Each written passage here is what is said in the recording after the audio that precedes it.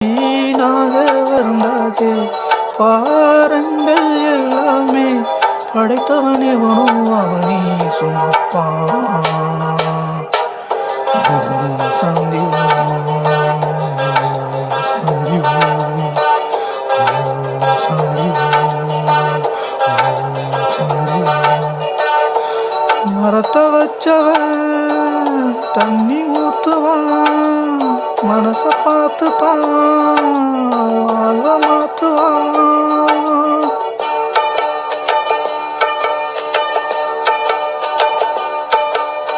படைத்தவனின் துணை இருக்க அடுத்தவனின் துணை எதற்கு? இதயத்திலே துணிவிருக்க அர்த்தம் இங்கே